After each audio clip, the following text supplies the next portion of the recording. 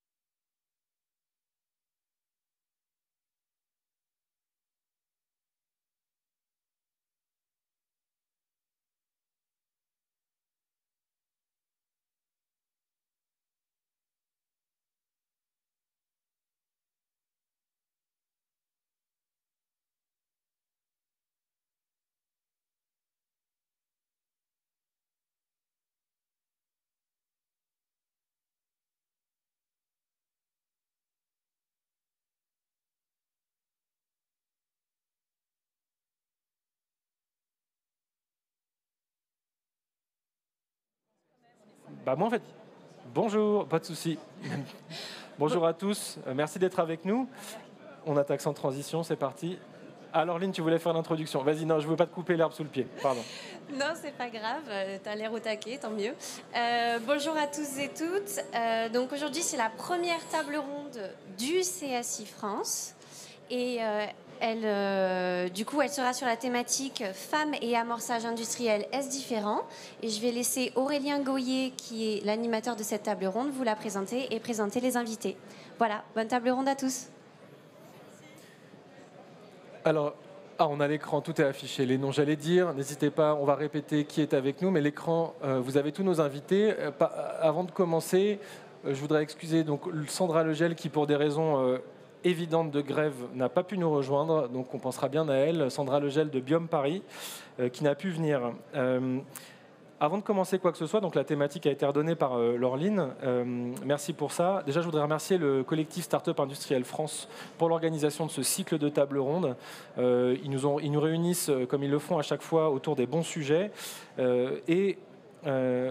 Au-delà de ça, c'est une organisation qui milite vraiment pour une visibilité maximale pour des startups industrielles qui, il faut l'avouer, il y a 3-4 ans, n'intéressaient pas grand monde, y compris pas l'espace médiatique, chose qui est en train de changer. Et aussi, ce ne sont pas seulement c'est pas seulement de la communication et de la visibilité, c'est aussi des solutions apportées, solutions packagées pour aider des entrepreneurs dans les hardware qui veulent fabriquer des choses accessoirement en série. Conditions. Hop, on n'a pas. Allô, allô. C'est bon? Dans des bonnes conditions pour le faire. Donc allez voir au maximum en ligne, Internet le fera beaucoup mieux que moi, le collectif Startup Industriel France. Si vous êtes entrepreneur dans le monde de l'industrie, n'hésitez surtout pas à vous joindre au mouvement. Je vais maintenant présenter mes invités. Et quels invités? Donc j'ai à ma gauche Marine Agi, qui est la CEO de Reuse It. J'ai à ma droite Sophie Braque de la Perrière, qui est CEO de Hillshape. Et à mon extrême droite, j'ai Sébastien Martin, président du Grand Chalon et d'Intercommunalité de France. Est-ce que vous allez bien déjà? Tout le monde va bien?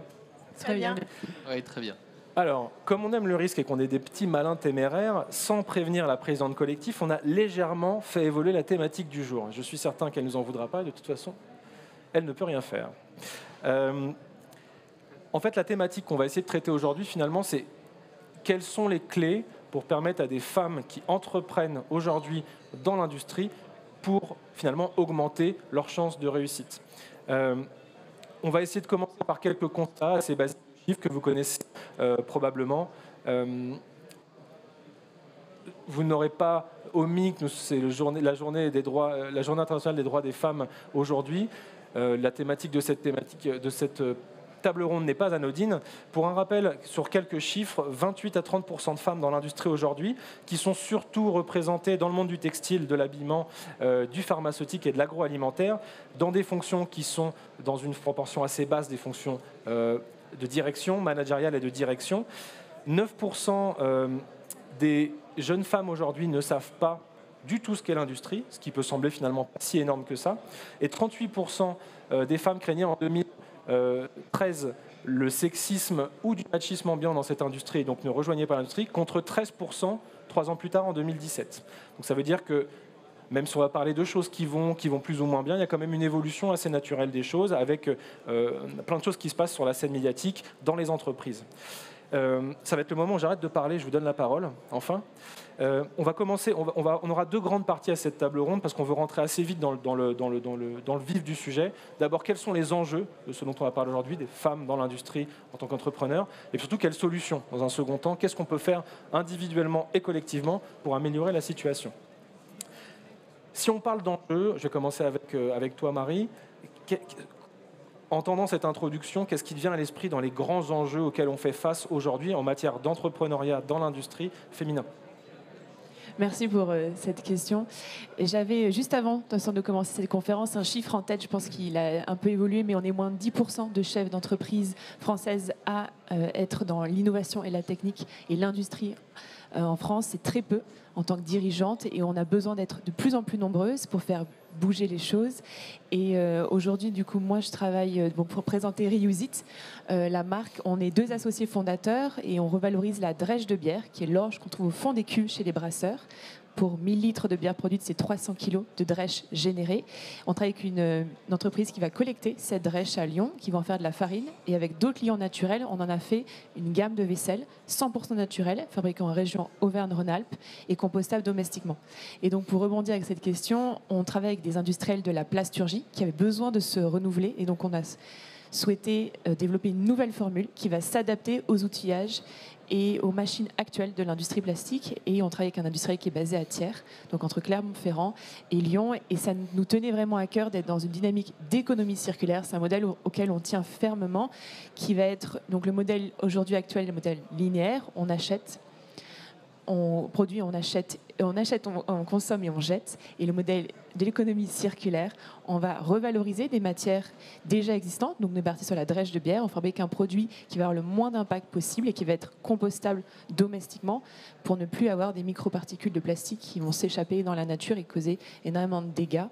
Et donc, je crois vraiment en ce modèle. Au lieu de développer un nouveau process, une nouvelle technologie, on s'est servi du savoir-faire de la région, du bassin local, industriel, pour pouvoir, en tout cas, nous, entreprendre.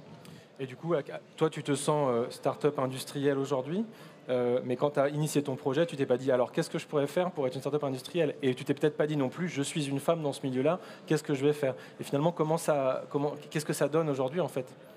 C'est vrai que je ne me suis pas du tout dit quand on allait en tout cas entreprendre dans ce secteur-là.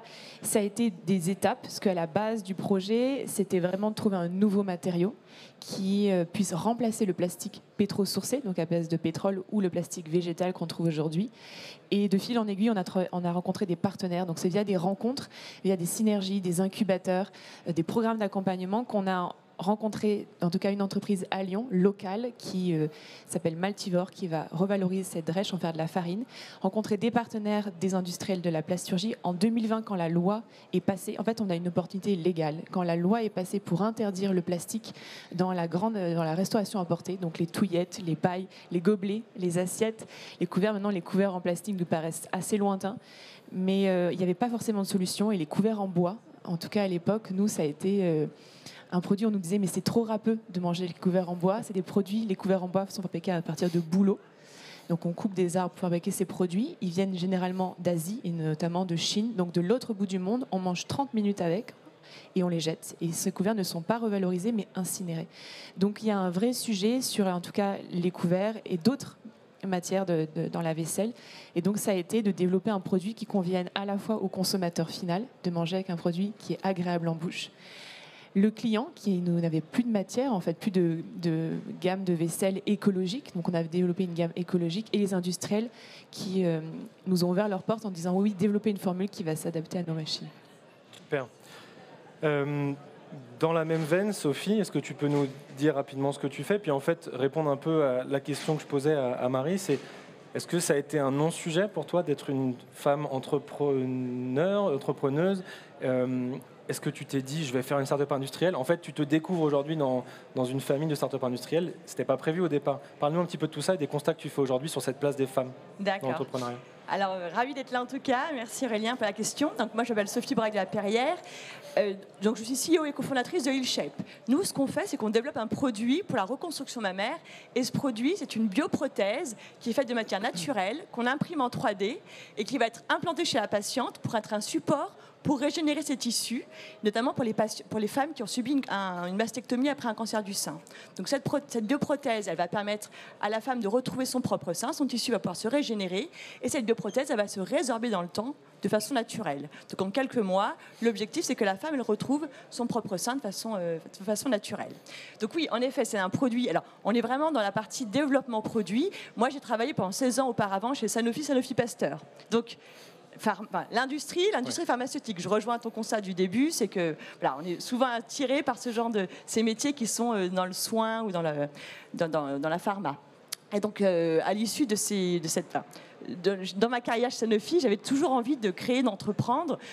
Pas forcément les idées qui allaient avec. Et en fait, j'ai décidé de sauter le pas et de partir vers l'entrepreneuriat. Et j'ai rencontré mes associés qui avaient, eux, un brevet, une techno. Et donc, on a décidé de créer ensemble la société. Donc, pour moi, le constat, c'est que j'avais une forte envie d'entreprendre dans un domaine qui était quand même proche de ce que j'avais pu faire auparavant. Mais j'aurais pu entreprendre dans plein de domaines différents. Ce qui m'intéressait, c'était le sens avant tout. Et le projet industriel, finalement, c'est un moyen pour pouvoir délivrer ce produit qui est très innovant. Donc, ce que j'apprécie beaucoup, je crois, c'est le côté très concret du monde industriel. Moi j'apprécie beaucoup ça. Et c'est ce qu'on a envie de faire, c'est de donner vie à une innovation pour la reconstruction mammaire, et également de pouvoir, si possible, la développer et l'industrialiser en France, voilà, de façon locale, même en région Rhône-Alpes si on peut, ça serait vraiment l'idéal. Donc voilà, pour nous, c'est vraiment c'est un moyen qui va servir cette ambition de pouvoir aller vers l'innovation. J'aurais envie de revenir un petit pas en arrière, c'est sur la partie générique. Les femmes dans l'industrie, j'ai bien aimé ton chiffre, à 28% de femmes dans les écoles d'ingénieurs. En fait, ce qu'on voit, c'est qu'il y a eu un vrai développement, parce qu'on va dire que c'était 10% des années 70, donc là maintenant on est presque à 30% aujourd'hui, mais on est sur un palier. En fait, on voit bien que ça stagne. Il y a un plafond. Dans la tech aussi, dans le digital aussi, par ailleurs. Ça stagne. Dans la tech, on est qu'à 10%, en effet. Ouais. Et donc, on voit qu'il y a une vraie problématique. C'est plutôt ça, moi, qui m'intéresse. C'est pourquoi on est si peu, finalement, à aller dans ces métiers-là. Et ça se joue à plein d'endroits. Je pense que ça se joue au niveau de l'éducation, de l'orientation scolaire. Je pense que c'est vraiment très important. Et ça joue dans les rôles modèles également. Les rôles modèles, c'est vraiment très important. Et voilà, il faut vraiment que... C'est des forts constats que je fais, c'est que finalement, on ne voit pas beaucoup d'évolution sur ces sujets-là, et il faut qu'on donne les moyens pour que ça puisse le faire, quoi. Donc, si nos intervenants nous font mes transitions, c'est que ça va être une très bonne table ronde. Non, mais c'est merveilleux. Parce que j'étais vraiment sur le domaine. Eh ben moi, je prends. Toutes les aides sont les bienvenues. On va ensuite rentrer dans tous ces sujets. Il y a eu l'éducation, les financements, plein de choses qu'on a listées ensemble pendant la préparation. Je donne la parole à Sébastien.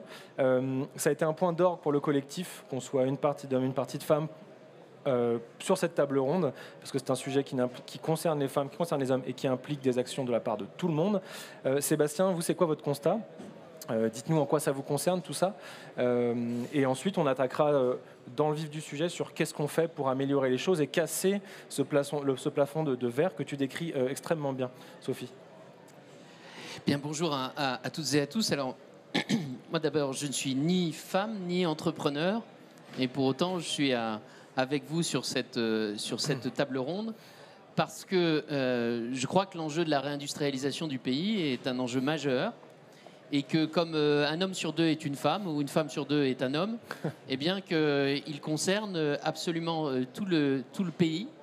Et ce qui m'a marqué aussi dans les deux témoignages qu'on vient d'entendre, c'est que je n'ai pas entendu à un seul moment les obstacles. Vous avez fondé votre boîte, vous avez innové, vous vous êtes lancé, vous y êtes allé. Et malheureusement pour vous, Aurélien, elles ont un peu esquivé votre question. C'était aussi le cas dans les préparations. Parce que c'est très intéressant. Non, mais c'est extrêmement intéressant. D'abord, elle pourrait presque faire de la politique, donc j'ai intérêt à m'accrocher très fort. Et puis, deux, finalement, ça montre aussi que tout ça est aussi une affaire de discours. Alors, vous allez dire facile pour moi. Mais tout ça est une affaire de discours, dans le sens où, effectivement, on a besoin de réaffirmer un discours très fort autour de l'industrie et que chacun y a sa part. Ça, je suis absolument convaincu par ça. Quand il y a eu des guerres, on ne se posait pas la question de savoir si dans les usines de production d'obus, il y avait 100% de femmes sur la chaîne. Par contre, dès que les guerres ont été terminées, on a dit, bon, bah, maintenant vous êtes bien gentils, mesdames, mais vous retournez à la maison, on met en place des politiques familiales qui ont vocation à ce que vous restiez à la maison. Puis heureusement, au fur et à mesure du XXe siècle, les choses ont changé et les choses ont évolué. Mais pour autant, on arrive à, comme ça a été dit, 30% de femmes dans l'industrie, à peine 10% de femmes qui sont dirigeantes dans l'industrie. Dans les écoles d'ingé, j'ai l'impression que ça se rééquilibre un petit peu. Je discutais tout à l'heure avec deux patrons de boîtes qui recrutent dans certaines boîtes d'ingé, mais il y a encore effectivement énormément de progrès à faire. Je crois qu'il y a déjà un premier élément qui est effectivement de casser toutes ces idées reçues et d'avoir les exemples que l'on vient de voir. Ensuite, moi, je ne crois pas à la réindustrialisation du pays comme ça qui va tomber d'en haut et on va dire merveilleux demain. Bon, il le faut. Je suis ravi que Bruno Le Maire reprenne le flambeau en disant il y a le projet de loi industrie verte et qu'on reparle d'industrie enfin dans ce pays, il le faut. Mais ça se fera en passant par les initiatives sur le terrain et la mobilisation de tous. Nous, on a plaidé longtemps à Interconnecté de France pour le programme Territoire d'industrie qui va peut-être enfin redémarrer. Mais ce qui est intéressant, c'est que dans un certain nombre de territoires d'industrie, je prends par exemple à Saint-Omer, eh bien, le programme Territoire d'industrie, c'est quoi? C'est tous les acteurs locaux qui se mettent autour de la table et qui essayent de mettre en œuvre des programmes et des projets. À Saint-Omer, par exemple, il y a toute une fiche action, toute une fiche projet qui déploie comment attirer plus de femmes autour des métiers de l'industrie. Et ça, c'est du concret, quoi. C'est-à-dire qu'on passe effectivement du discours, de la volonté politique, à des actions concrètes qui sont menées sur le terrain, dans certaines intercommunalités, où on se mobilise et où on prend conscience que si on veut réussir le défi de la réindustrialisation, on ne peut pas le faire en mettant de côté pratiquement la moitié de la population et que c'est comme ça aussi qu'on va arriver à repasser vers une industrie qui pèsera plus dans notre PIB parce que tout le monde y participe. C'est très intéressant parce qu'on va être complètement transparent avec l'audience et c'est véridique ce que vous décrivez, Sébastien. C'est que quand on a commencé la préparation sur le sujet des femmes dans l'industrie, moi je suis arrivé vers vous un peu, mais presque un peu en colère, mais de toute façon on ne vous donne pas les moyens et qu'est-ce qui se passe, etc. Et en fait c'est vrai qu'il y a eu un sentiment qu'il y avait un espèce de non-sujet, ce que je trouve extrêmement symboliquement très fort. Et en fait là où on était un peu embêté dans la préparation, c'est qu'on se rendait compte que les vrais freins, une grande partie des vrais freins, ils n'avaient pas lieu dans le monde entrepreneurial, en tout cas pas tous, mais ça se passait aussi beaucoup, par exemple, à la maison, dans la sphère citoyenne, quoi. C'est-à-dire qu'aujourd'hui, une femme, souvent, et j'avais pris cet exemple au hasard, Sophie, en disant, il y a beaucoup de femmes qui sont en retrait pendant que leur mari entreprend, puis une fois que les enfants ont grandi, elles s'autorisent à entreprendre. Et bon, jackpot, c'était pour le coup un petit peu ton cas, Sophie, et en fait, on s'est retrouvés dans une table ronde qui parle d'industrie, les femmes dans l'industrie, mais finalement, on s'est retrouvé à parler de ce qui se passe chez nous, des sujets de charge mentale, etc., etc. C'est aussi votre sentiment, ou est-ce que, si on vient sur les obstacles, vous avez rencontré des obstacles en tant que femme, en tant qu'entrepreneuse, et si la réponse est non, eh ben, on avance sur cette sphère peut-être un peu plus personnelle. Alors, du coup, tu me saisis une perche. Alors, oui, moi, en effet, mon cas de figure, c'est que mon mari a entrepris, j'ai eu mes enfants, et je n'ai entrepris qu'après tout ça. Donc, j'ai fait les choses dans l'ordre. Pour autant, je ne me suis pas reposée pendant que mon mari entreprenait. J'avais quand même un boulot qui était très prenant, très ambitieux aussi. Hein, donc, mais c'est vrai que j'ai voulu y aller dans le temps et que je ne sais pas si c'est... ce qui se passe à la maison, c'est très important. Mais ce que je veux dire, c'est que ce n'est pas forcément l'environnement, c'est aussi soi-même. Enfin, moi, je crois beaucoup aux propres freins qu'on peut se mettre ou aux propres contraintes qu'on peut se mettre dans sa vie. Et qu'en fait, le moteur, il est avant tout vraiment personnel. C'est-à-dire que si on a le moteur en soi... sur ton ventre, oui, parce que c'est les guts, enfin, tu sais, c'est les tripes, quoi.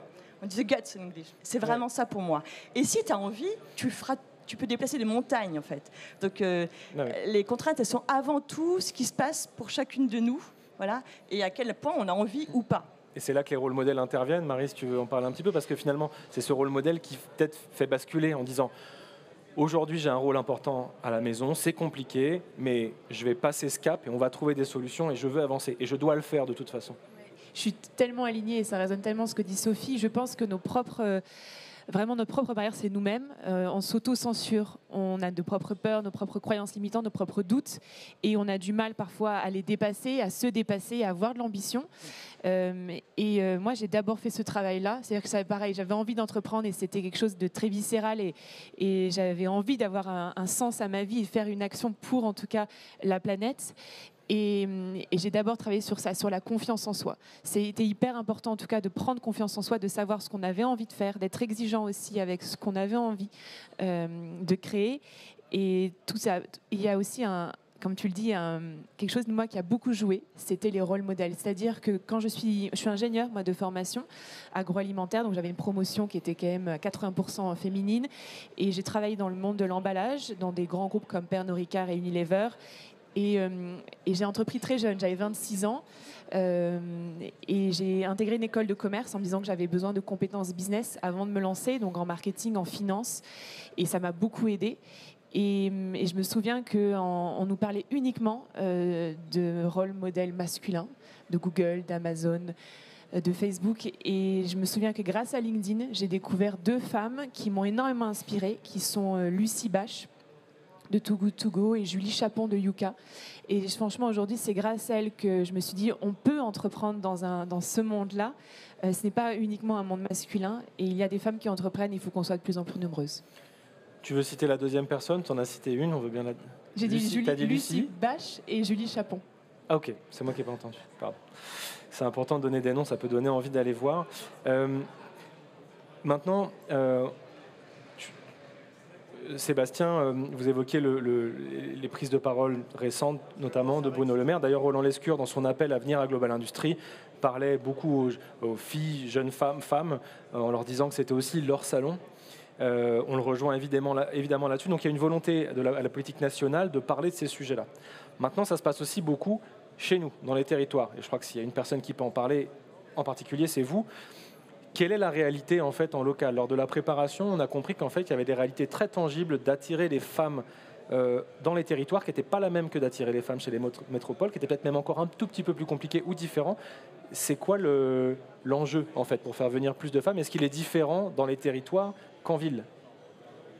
On a un enjeu qui est extrêmement fort, c'est que je ne crois pas qu'on réussira la réindustrialisation du pays si on ne rapproche pas encore plus des lieux de formation et d'enseignement supérieur des territoires dans lesquels on va redévelopper l'industrie, ou développer ou redévelopper l'industrie.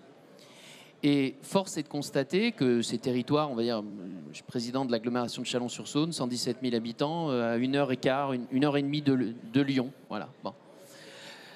Et force est de constater que ces territoires-là, en matière d'enseignement supérieur et de formation, or l'industrie de demain va être plus technologique, va être plus numérique, ambitionne des enjeux de décarbonation, tout ce qu'on veut. Enfin voilà. Donc il faut qu'on rapproche absolument la matière grise de ces territoires-là, pour qu'ils soient aussi en capacité, puisqu'il va falloir faire plus de valeur ajoutée. Si on veut faire plus de valeur ajoutée, il faut l'innovation, il faut ce qui va avec.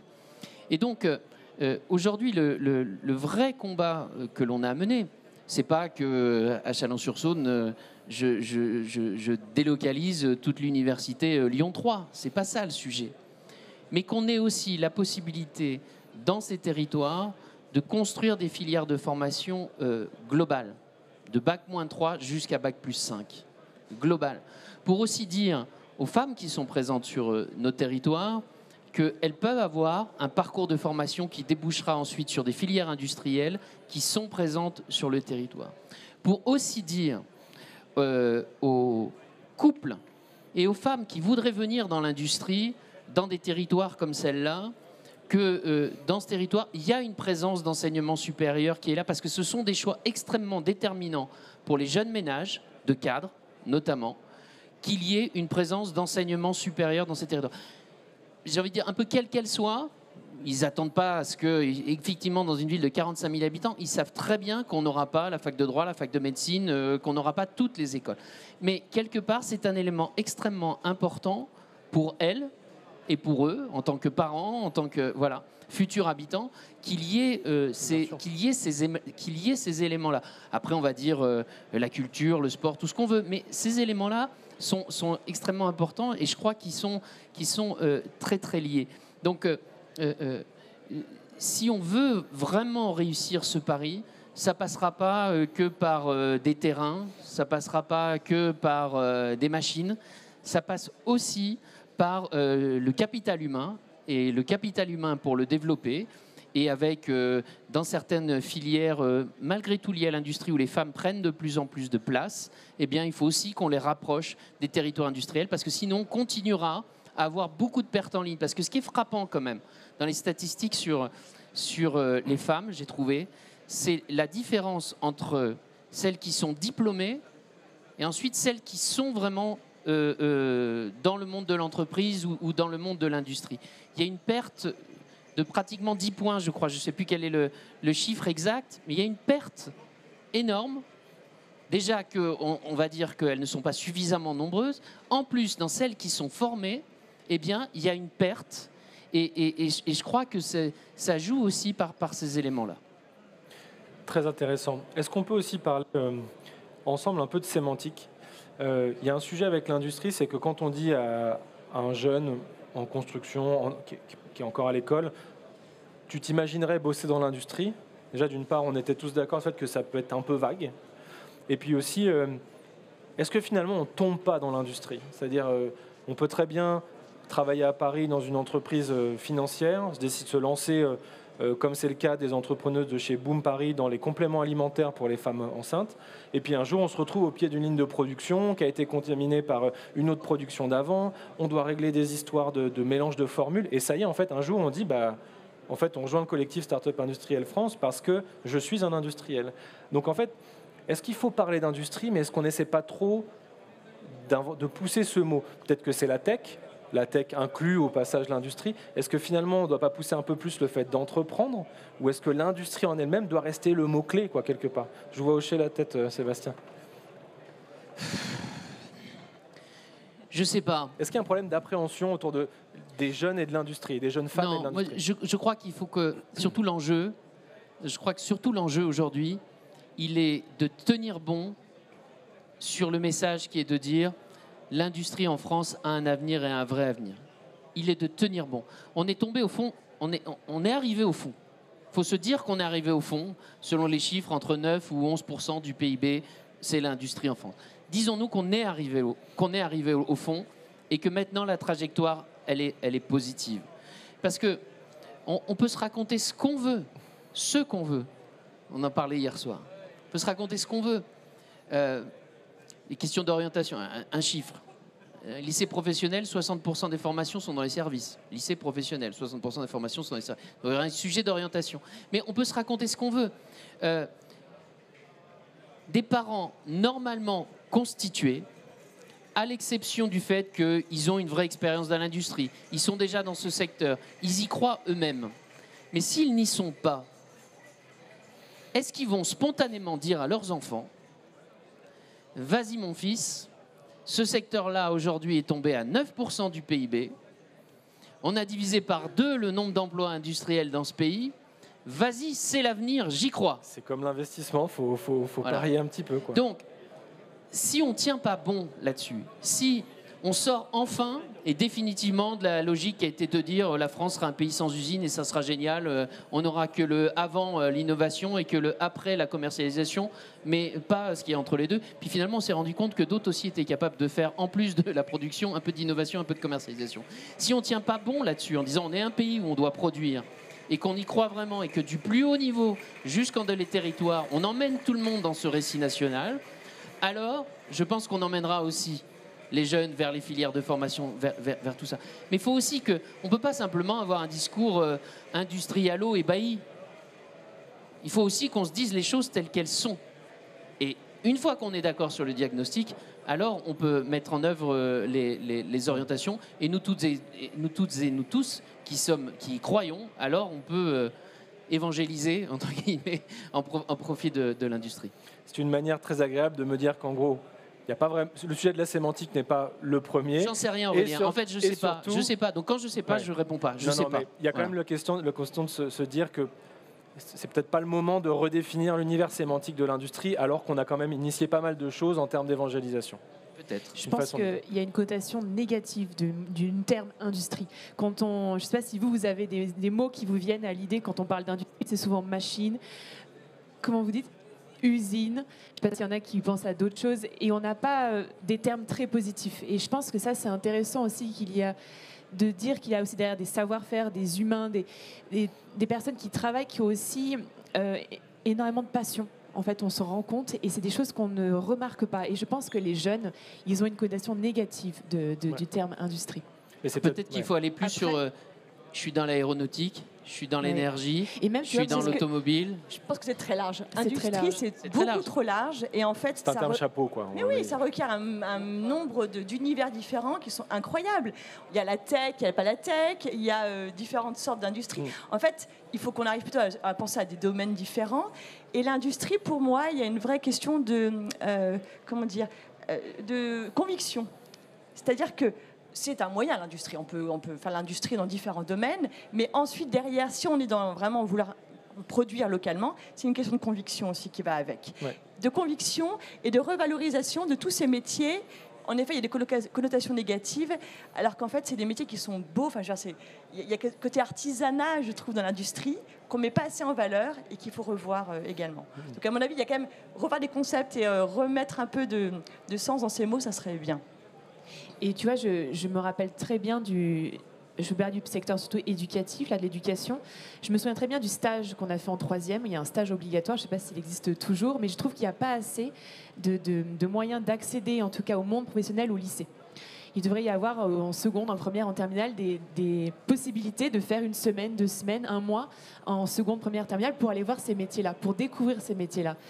Et même des personnes qui interviennent aussi dans les écoles. Je trouve qu'il faut absolument toucher au plus jeune âge, que ce soit au collège, au lycée, même avant, qu'il y ait plus d'intervention, en tout cas de personnes. Et c'est ce que je fais. Moi, je pense que j'ai manqué de ça. Et aujourd'hui, je suis bénévole dans une association qui s'appelle 100 000 entrepreneurs. Je ne sais pas si vous en avez entendu parler. Et j'interviens en tout cas du collège jusqu'aux études supérieures pour parler de mon expérience, de ma vie professionnelle, de mes études. Et pour dire qu'aujourd'hui, on peut en tout cas avoir du sens dans un milieu qui est industriel. Souvent, on dit que ce n'est pas forcément lié, le sens et l'industrie, ça pollue, etc. Il y a des termes très négatifs et donc j'essaye en tout cas de m'impliquer dans cette structure-là et de toucher ces jeunes-là qui, à la fin, parfois me disent « on peut faire une semaine d'observation dans votre entreprise » et je trouve ça beau parce qu'ils ont besoin de concret, ils ont besoin de ça. Mais quand même, le contexte est aidant aujourd'hui parce que, avec le Covid et tout ce qui s'est passé, il y a de plus en plus d'initiatives et d'envie de produire localement. Et donc, je dis qu'il y a des convictions. Il y a aussi le cadre législatif qui aide de plus en plus. Et il y a le cadre législatif et la partie des financements aussi, qui sont des facteurs ultra importants parce que quand on parle de production, c'est pas juste un moment, mais c'est inscrire dans la durée, c'est des temps très longs, c'est des risques parce que on va devoir investir des montants importants. Donc il y a besoin d'avoir tout un cadre autour pour pouvoir vraiment aller dans l'industrie, je trouve. D'ailleurs, dans les services, ils disent pas on est dans les services. Hein. C'est ça. Je suis dans la com, je suis dans l'assurance, je suis dans la banque. Ils sortent uniquement du secteur hein, et on est sur un métier. Mais par exemple, nous, on pense faire une ligne de production. Ça veut dire il y a des équipements à prendre en compte qui coûtent beaucoup d'argent. Il y a une ligne de production à mettre en place. Il y a un environnement de travail. Et tout ça, c'est un coût non négligeable. Et avant d'investir ou pas, on a quand même beaucoup de questions qui se posent. Il faut répondre à plein de choses. Oui, puis avant d'y aller. On peut bosser dans les RH, dans l'industrie. Ce que je veux dire, c'est qu'il y a une multitude de métiers. Bien sûr. Il y a une question dont je voudrais parler, c'est sur la perception, sur l'envie en fait de donner aux jeunes d'y aller. Est-ce que cette industrie qui repose beaucoup sur les grands groupes en France, qui donc est très internationalisée, est-ce que finalement les gens ne voudraient pas plus bosser dans une industrie qui réverbère sur finalement là où ils habitent? Moi, j'ai grandi en Vendée, les gens qui bossaient, il y avait les chantiers maritimes, il y avait la chaussure, les textiles, et puis il y avait quelque chose avec un sentiment d'impact local et d'appartenance qui était très fort. Et en fait, ça a disparu avec les années, où en fait, aujourd'hui, quand on bosse dans l'industrie, on a l'impression qu'on bosse pour un grand groupe qui va... je grossis le trait, moi je n'étais pas de tomates, mais qui paye partiellement ses impôts en France. C'est des grandes sociétés, c'est plus parfois la petite PME. Il y a peut-être aussi le rôle des PME, on parle des entrepreneurs, mais qu'est-ce que vous en pensez de ce truc d'une industrie plus locale, multilocale, où on a l'impression de bosser pour son territoire d'appartenance? Je suis mitigée sur ce sujet parce que je vais donner un exemple concret. Je crois fermement qu'en tout cas, localement, en tout cas proche de chez nous, il y a énormément d'industries qui ont besoin en tout cas de renouveau, qui ont besoin de fraîcheur. Et tu vois, notre industriel basé à Thiers, il a eu énormément de mal ces dernières années à recruter. Ouais. Et je vois aussi, c'est la même chose dans le milieu de la restauration. Ouais. J'ai l'impression que ça attire de moins en moins. Et parce qu'on ne connaît pas, on n'est pas au courant que ça existe. Et je pense que c'est le concret qui manque. Et aller voir ces usines qui sont merveilleuses. Je prends un exemple, tu vois, à Annecy, il y avait une usine de fabrication des cloches d'église. Et c'était incroyable. Et elle envoie ses cloches dans le monde entier. Et c'est une usine qui est à Annecy, qui est incroyable à visiter. En tout cas, moi, je vous la conseille. Donc, je crois fermement en ça. Et je pense qu'elles ne sont pas assez reconnues, elles ne sont pas assez connues. Et elles ont besoin de visibilité également et de jeunes qui puissent, en tout cas, venir les visiter. Les écoles, en fait, qu'elles soient aussi connectées à ces entreprises-là. Oui.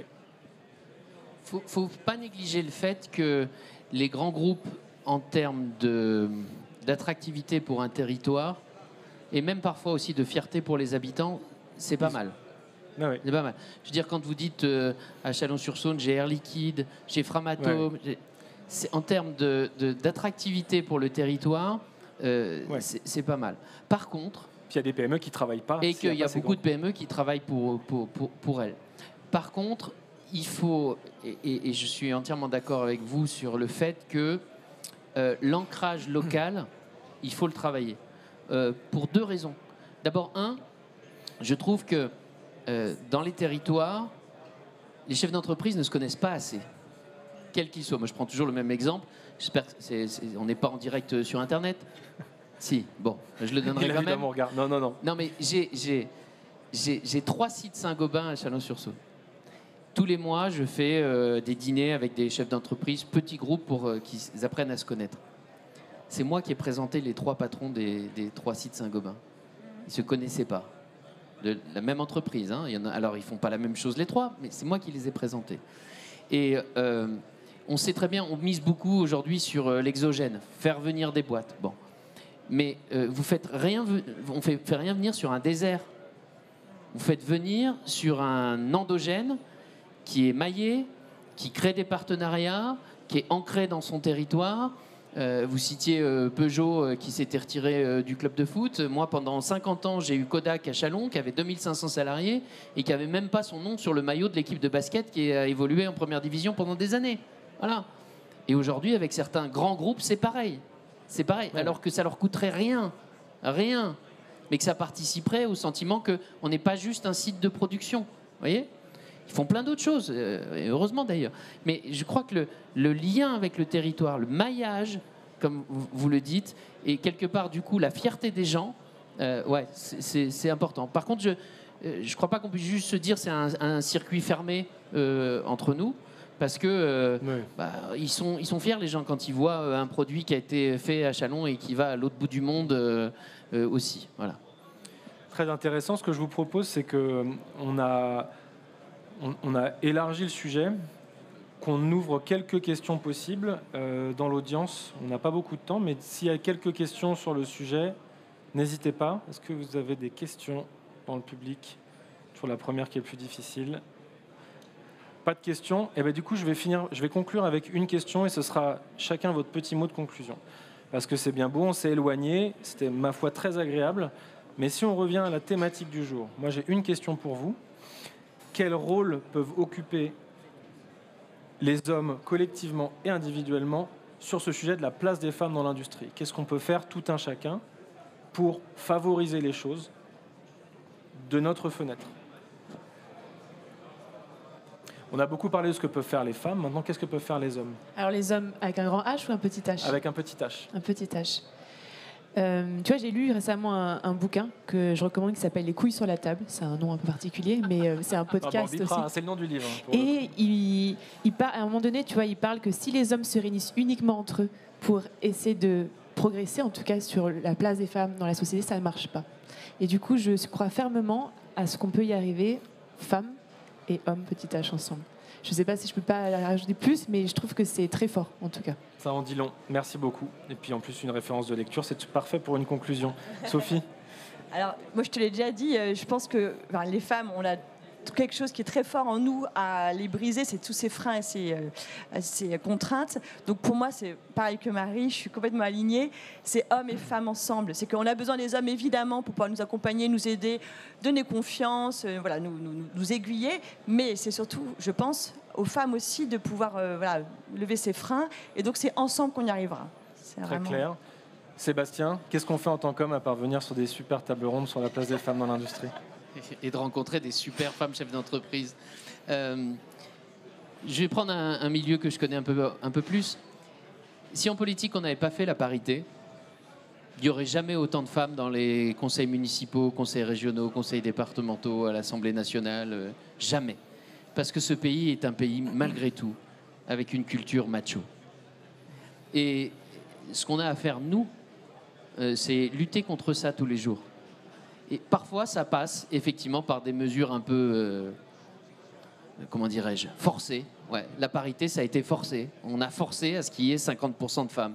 Mais je suis sûr que si on ne l'avait pas fait, on serait toujours à 10% de femmes dans les, élues, dans les communes, dans les régions, dans les départements, partout. J'en suis convaincu. Donc il y a, certes, réunir les conditions, mais parfois aussi affirmer qu'on n'a pas à se voiler la face et qu'il faut aussi que nous-mêmes, on continue à faire la place parce qu'elles n'ont pas toujours à avoir à la prendre en faisant 2 fois plus d'efforts que les autres. Et moi, je rêve du jour où on aura la journée internationale des droits de l'homme. J'en rêve. Des droits des hommes ou des droits de l'homme? Des hommes, petit h. C'est une bonne piste de réflexion. On va pas se lancer, on va pas rebondir parce que le temps nous rattrape. Je voulais vous remercier tous les trois pour ces échanges très, très ouverts. On va vous inviter à faire 2 choses en particulier. La première, c'est aller voir toutes les autres initiatives incroyables qui ont lieu aujourd'hui partout en France et en Europe pour cette journée internationale des droits des femmes. Les réseaux sociaux sont un bon vecteur pour aller voir ce qui se fait. Il y a plein de choses qui se passent qui sont superbes. Et la deuxième chose, c'est d'aller vous renseigner vivement sur le collectif des startups industrielles qui, depuis sa création, a permis l'émergence dans des meilleures conditions de tout un tas d'entreprises absolument incroyables, dont certaines qui sont avec nous aujourd'hui. Le collectif Startup Industrielle France, qui est naturellement partout sur les réseaux sociaux. On vous invite à aller les lire, les voir et à nous rejoindre, surtout. Merci à tous pour votre écoute. Puis on vous souhaite une excellente fin de salon. Merci. Merci beaucoup. Merci bien.